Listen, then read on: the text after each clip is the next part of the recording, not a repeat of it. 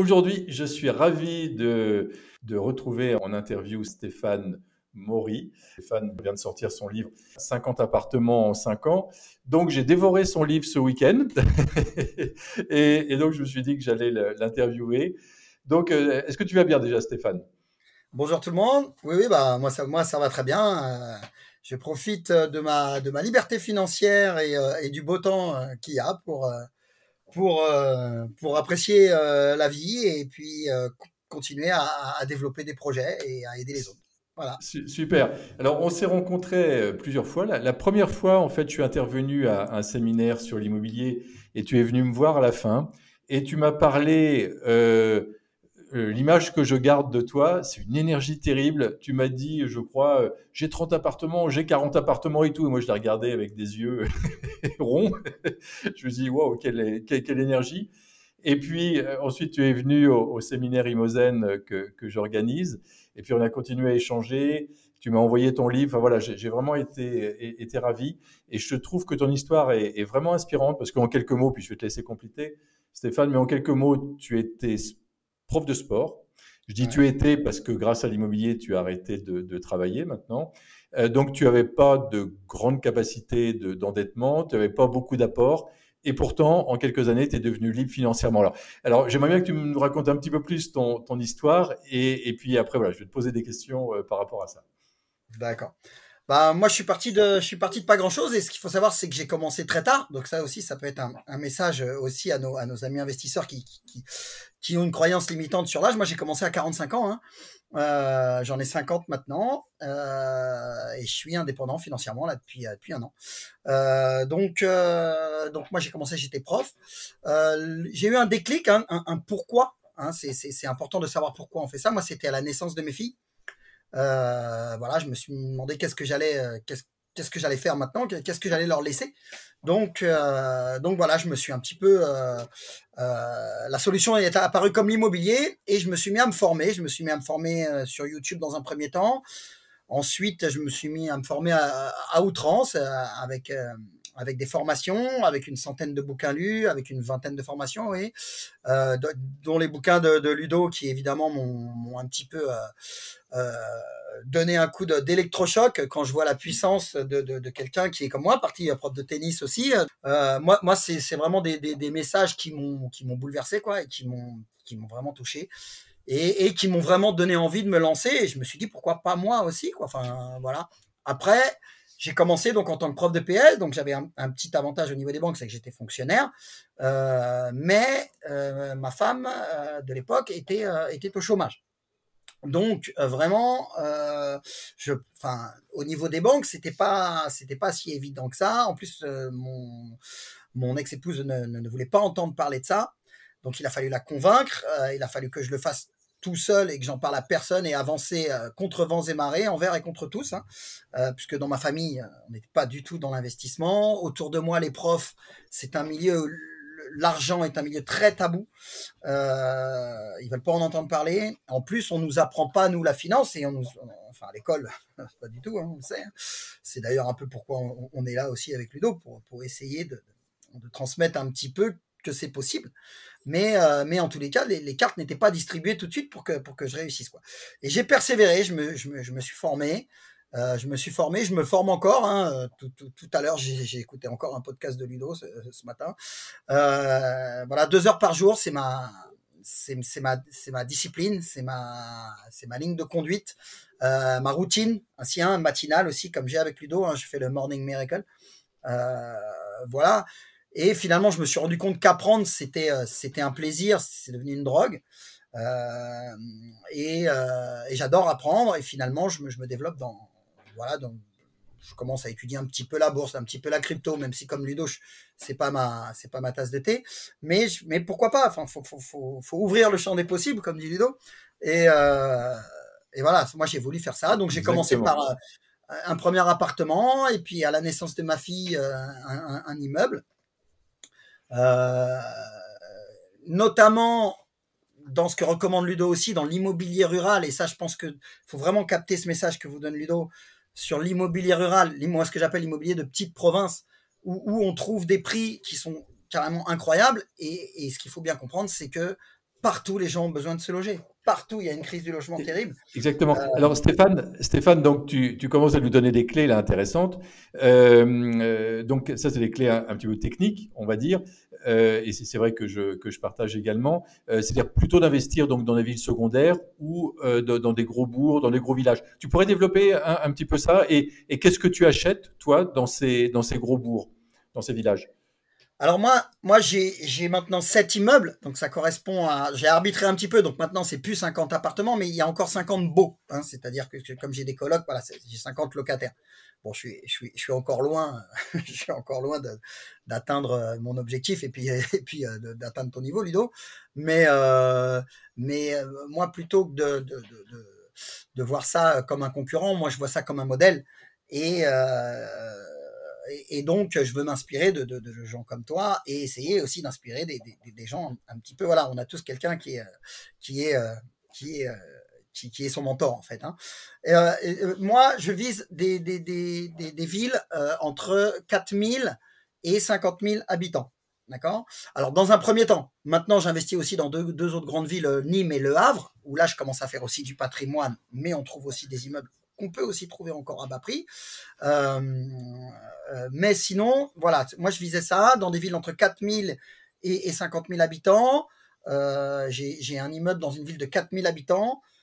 C'est un immeuble que j'ai acheté qui était complètement en ruine, une ancienne boulangerie, 18 000 euros. Donc c'est le prix d'une Twingo avec option. Quoi. Et, euh, et j'ai mis à peu près 100 000 euros de travaux en comptant les arnaques parce que je ne vais pas vous vendre du rêve. Hein, c'est un travail où on est confronté aussi à des problèmes. Mais en fait, notre métier d'investisseur, c'est ça, c'est de résoudre des problèmes. Et surtout de savoir encaisser les problèmes. Okay, parce que ça c'est quelque chose que tout le monde n'est pas forcément prêt à accepter. Sauf que quand on Donc, encaisse 2, 3, 4 gros problèmes, au bout d'un moment, bah, on est habitué à résoudre des problèmes. Voilà. donc Stéphane, alors donc la première chose que tu nous dis, c'est plutôt d'investir donc dans des villes secondaires, dans des petites villes, plutôt des immeubles, si j'ai bien Plutôt des immeubles compris. de rapport, ouais. D'accord. Et là, tu vas chercher une rentabilité de quel ordre là-dessus? Oh, je suis entre 12 et 15%. Bon, disons que moi, je compte pas beaucoup en rentabilité. Je compte beaucoup en cash flow. D'accord. C'est un peu là-dessus que je me suis basé. Je vise un minimum de 1000 euros de cash flow net une fois l'opération, c'est-à-dire toute taxe payée. Quoi, hein. Pourquoi je fais ça? Parce que la rentabilité, si on achète une place de parking et on a 20% de rentabilité, c'est bien, mais c'est pas avec ça qu'on va être indépendant. Et moi, mon but, c'est d'aller vite. Et voilà l'utilité des immeubles, c'est qu'on n'achète pas un appartement, on en achète 6 d'un coup. 6, 8, 10, d'accord. Il y a même Ludo qui arrive à trouver des 50 appartements, mais même à un petit niveau, hein, pour moins de... Alors maintenant, ça a un peu augmenté, donc pour moins de 300 000 euros, vous pouvez trouver du 6 logements, 6, 7 logements, d'accord. Et en province, les loyers, bon, bah, ça dépend voilà, c'est entre 400 et 500 euros pour un T2. Ça peut monter Et un peu il y a plus. il y a une question que certainement que se posent les personnes qui nous écoutent. Ils nous disent, bon, bah, c'est génial, ok, j'achète un immeuble dans des petites villes, ça c'est d'accord, mais comment je fais pour le financer? Et comment il a fait Stéphane pour se financer parce que sans grosse capacité d'endettement et sans apport particulier, voilà, comment tu as fait? Alors, la première chose, c'est de trouver un banquier qui va vous faire confiance, dans un premier temps. Dans un premier temps, un premier banquier, on va dire avant tous les autres qu'il va falloir trouver aussi, puisque un seul, ça suffira pas.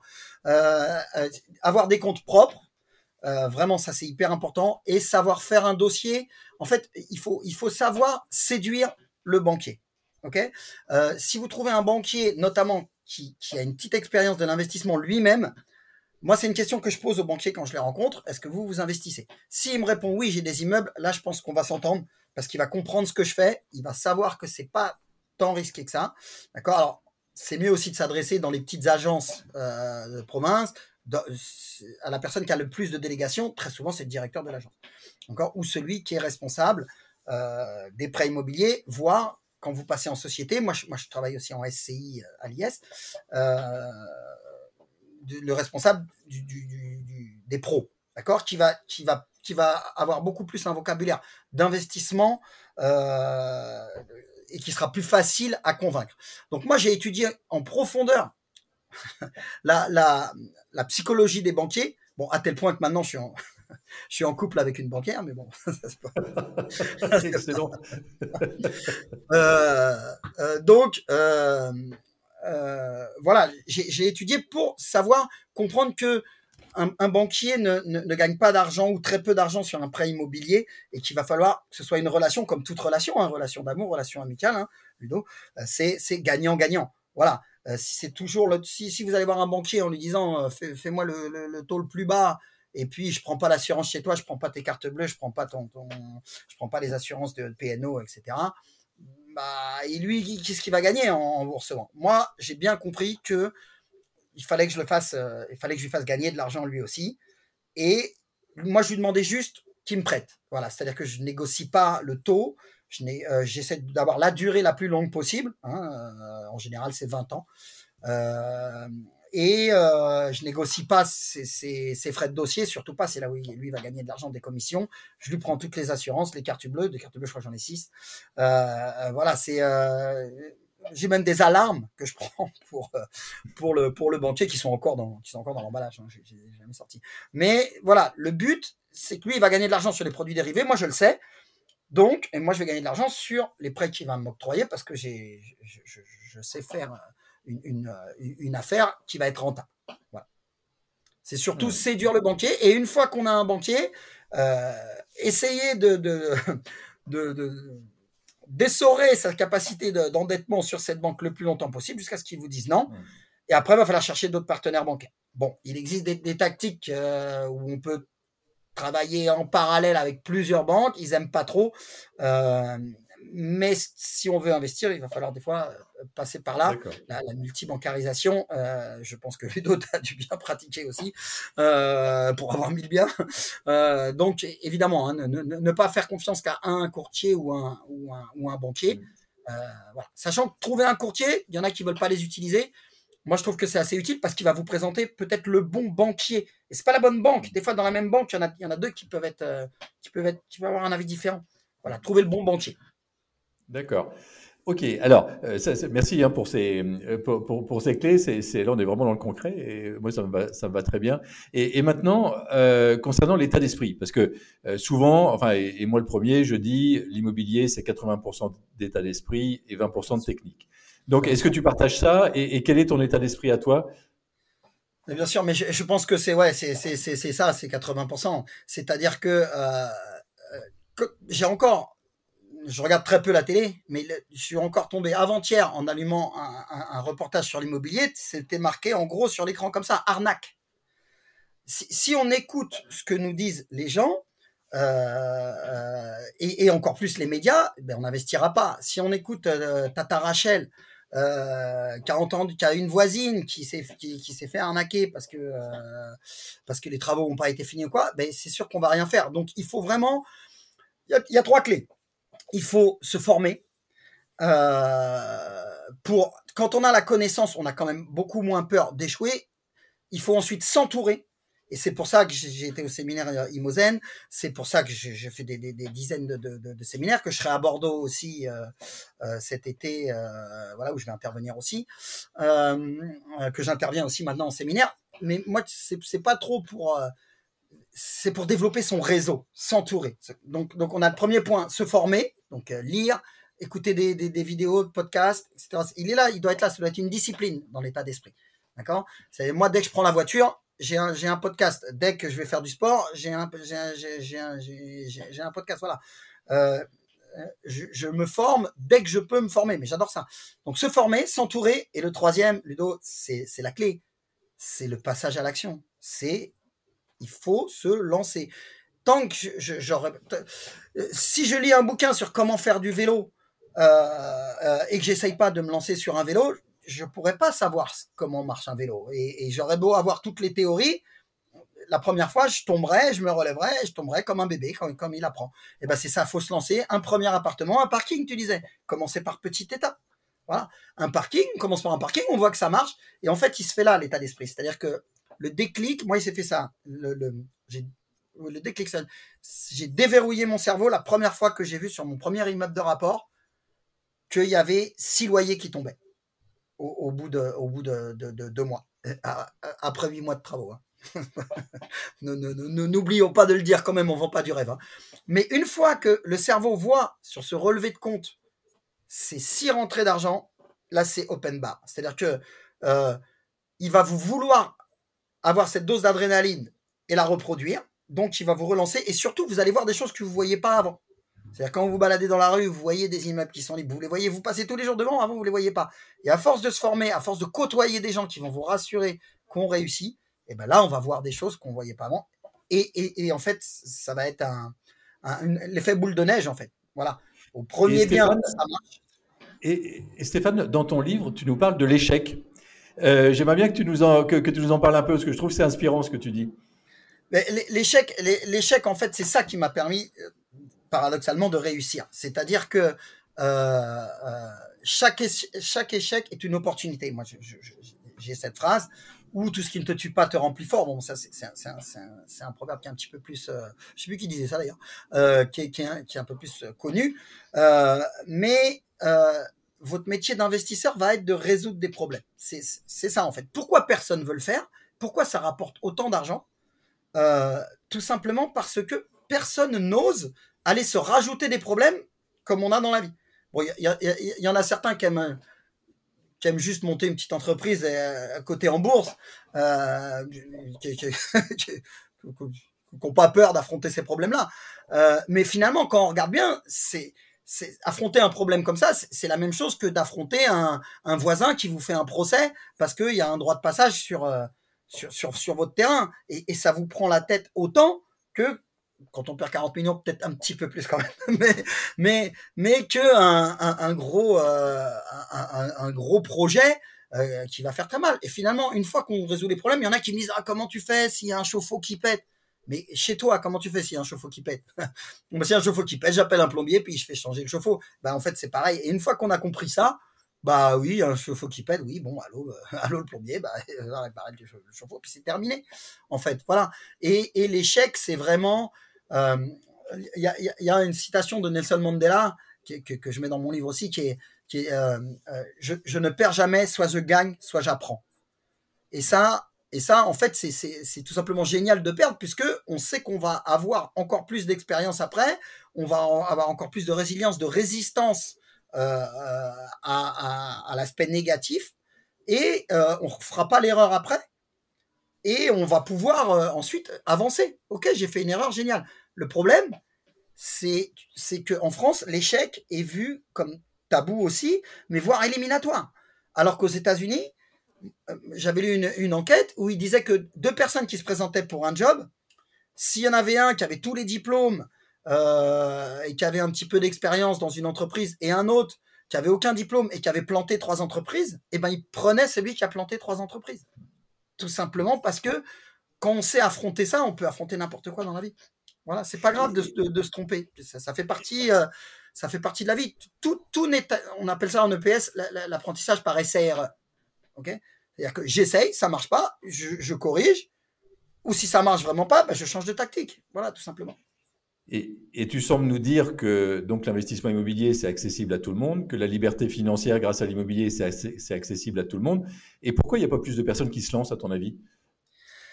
Tout simplement, j'ai écouté ton podcast tout à l'heure, les peurs, les croyances limitantes. Tout simplement parce que ce qu'on ne connaît pas, ça fait peur. C'est aussi pour ça qu'il faut se former. Quand on regarde bien, le mot peur, j'aime bien analyser ça. La peur, elle vient de notre instinct préhistorique, primaire, là, de se défendre contre les bêtes sauvages, voilà, pour pas se faire manger. Et il y a plein d'investisseurs qui ont une phrase, ils me disent « Mais t'as pas peur que les locataires… » Mais je lui dis « Peur ». On va reprendre le mot peur. Peur de quoi? Qu'est-ce qui va m'arriver? Je vais pas me prendre un immeuble sur la tête, je vais pas me faire manger par un dinosaure. Enfin, je veux dire, qu'est-ce qui va m'arriver? Peur, il y a quoi? Le problème, j'arrive pas à louer. où les travaux ça prend plus de temps. Bon, bah j'ai prévu un budget pour ça. J'arrive pas à louer, je baisse le prix, je loue, ou je fais une belle déco qui fait, ou je passe en meublé.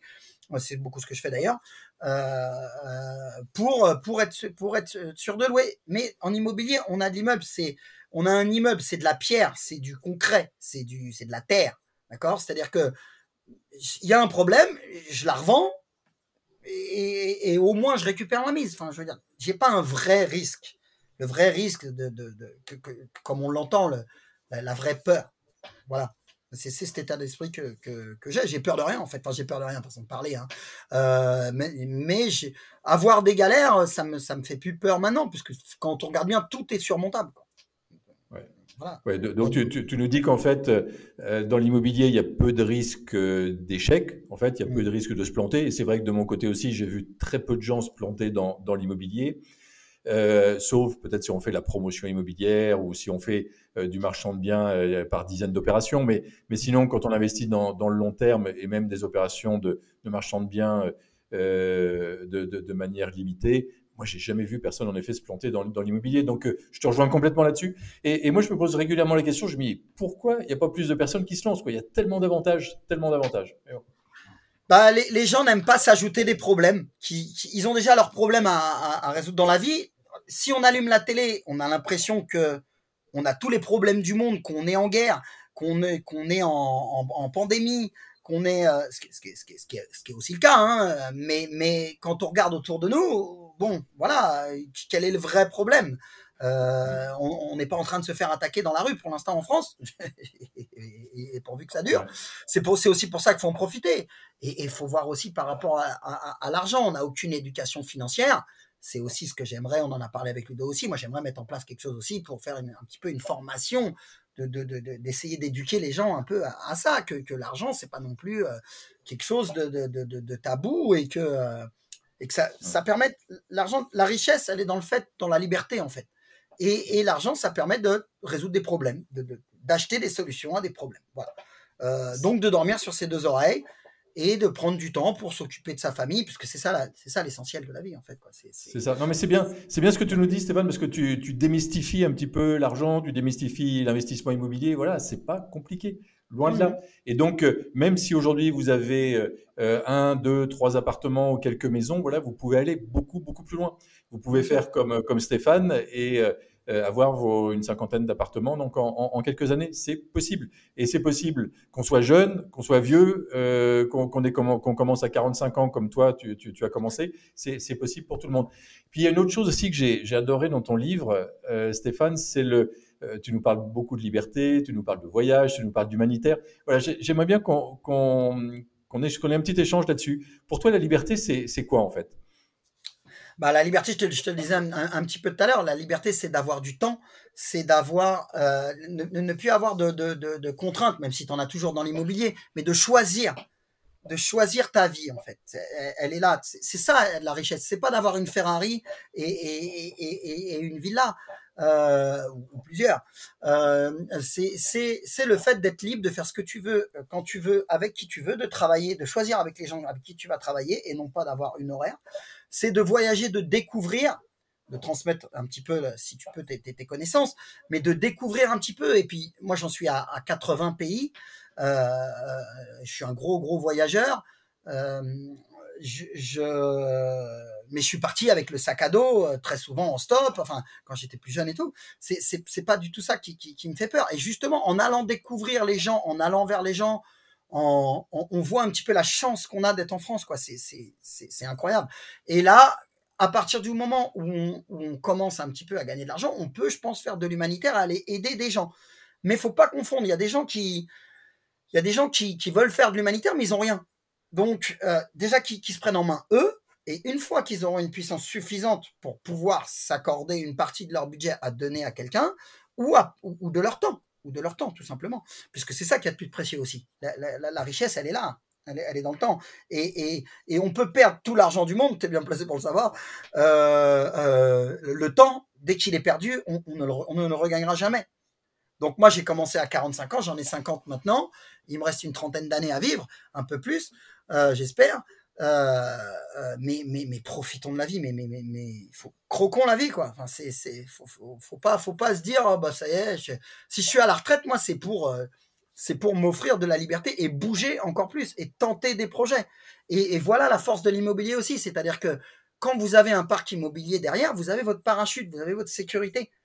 Euh, vous pouvez tenter et lancer des projets d'associations, d'humanitaire, mais aussi de tenter des projets d'entreprise. Comme Ludo en a fait 100, mais qu'est-ce que j'admire ça, c'est quand même incroyable. Mais quand on a l'immobilier derrière en parachute, mais on peut tenter tout ce qu'on veut. Puisqu'on sait que derrière, on pourra nourrir nos enfants et on aura un toit. Donc voilà la définition de la liberté. Ouais, c'est ça. Non, mais je partage vraiment avec toi, Stéphane. C'est que vivre libre, c'est travailler quand on veut, où on veut, avec qui on veut. En effet, pouvoir aider les autres comme on le veut. Et ça, c'est l'investissement immobilier le permet. Donc, écoute, vraiment, c'est un beau partage qu'on a fait. Je te remercie beaucoup. Est-ce que tu aurais un dernier conseil à donner à nos auditeurs? Bah, je vous dis, moi, si on reprend les trois clés, hein, vraiment, hein, c'est se former, s'entourer et se lancer. Voilà, moi, c'est mon message que j'essaie de développer aussi dans mon livre. C'est vraiment, n'ayez pas peur de tenter les choses. On ne vit qu'une fois. Hein. Si ça marche pas, c'est pas grave. On change, on fait autre chose. L'immobilier, c'est vraiment la façon la plus sécurisée de pouvoir évoluer dans sa vie. On nous a pas formés à ça. Notre éducation a été faite pour, comme nos parents qui étaient eux des enfants de nos grands-parents qui ont vécu la guerre, à se protéger tout le temps, à épargner. Mais d'épargner maintenant, mais quand on voit une inflation à combien? Entre 5 et 7, et encore, c'est peut-être même plus, et qu'on nous prête à 1,5. Mais franchement, on nous donne de l'argent pratiquement pour emprunter. Faut vraiment pas hésiter. Les taux, c'est maintenant. Il y a une citation qui est marquée à côté de moi là, de Jacques Prévert qui dit plus tard il sera trop tard, la vie c'est maintenant. C'est maintenant. N'attendez pas que t'en parlais dans tes croyances limitantes.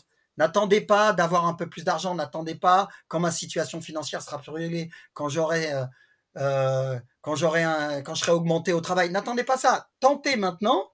Et puis, vous verrez, ne tentez pas une banque, tentez 10, 20, 30 banques. Il y en a une qui dira oui, il y en a une qui comprendra votre projet. Mais formez-vous avant pour avoir le bon discours devant le banquier, hein, parce que le banquier, c'est la pièce maîtresse pour pouvoir investir. Et, et c'est ça qui va vous donner votre liberté. Donc, faites des sacrifices par rapport à votre banquier, faites profil bas, même si des fois, on se rend compte que des fois, on connaît un petit peu plus de choses sur l'immobilier que le banquier.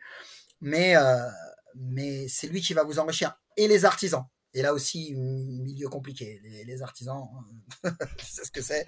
Voilà, milieu très compliqué. Mais c'est ces gens-là et les locataires aussi. Il ne faut pas perdre patience, il ne faut pas s'énerver. C'est eux qui vous enrichissent. Donc, faites profil bas, acceptez, tolérez des choses, laissez avancer et soyez patient aussi. Hein. Patience et rigueur, les deux qualités que j'avais pas et que j'ai dû vraiment avoir. Patience et Ouais, rigueur. voilà, une certaine discipline, les routines dont tu parles tout à l'heure. Bah, écoute, vraiment un grand merci. Si vous voulez en savoir plus sur la vie de Stéphane, sur ses conseils et sur ses astuces, bah, vous achetez son livre. Donc Stéphane Je l'ai Maury. là, je sais pas si on Voilà, voit bien, là, voilà. 50 voilà, c'est Stéphane Maury et Maury c'est Maury. ouais. Et Appartement en exactement. Bah, vacances écoute, sur Amazon. oui, oui, tout à fait. Vous allez le trouver sur Amazon. Ça aussi, c'est un sacré challenge, hein, parce que c'est beau cet esprit aventurier parce que je peux en témoigner. Donc à Imozen, donc où tu étais, il y a une personne qui a parlé d'écrire son livre, qu'elle pouvait accompagner les personnes pour éditer leur livre, etc. Et tu es allé voir cette personne, c'était juste il y a quelques mois, et donc je vois ton livre apparaître quelques mois après. C'est super inspirant. Tu te donnes pas d'excuses, tu passes à l'action, tu te lances, et ça, tout le monde peut le faire. Vraiment Bah, bravo. ça aussi, c'est un peu grâce à toi, Ludo, si j'ai sorti mon bouquin, parce que moi, je suis prof de PS, je peux vous dire que j'avais aucune destination à devenir écrivain. Parlez-en à mes profs de français, vous verrez. D'ailleurs, à être prof aussi, hein, parce il me voyait ni prof, ni investisseur immobilier, encore moins écrivain. Donc, c'est ça. On y revient. quand on se forme et quand on s'entoure, eh ben, on va à des séminaires. Et là, il y a eu le déclic. C'est Thibaut qui présentait sur comment éditer un bouquin. Et c'est toi qui nous as dit l'édition, c'est mort. Ce sera plus du tout comme avant. J'ai été voir Thibaut. Un mois après, mon bouquin était sorti. Bon, je l'avais déjà écrit en partie. Et voilà, là, on me donne la solution. Pourquoi je vais attendre? Pourquoi, voilà. Et en effet, hein, ça marche bien. Je vends 2-3 bouquins par jour. Alors, c'est pas énorme, hein. Moi, j'ai une niche en plus, hein, sur les immeubles de rapport. Donc c'est pas. Mais je suis étonné à quel point c'est facile, en fait, finalement. Parce que on écrit un manuscrit, il nous aide un petit peu à faire son graphisme. Et puis, on le diffuse. Et puis, Amazon fait le reste.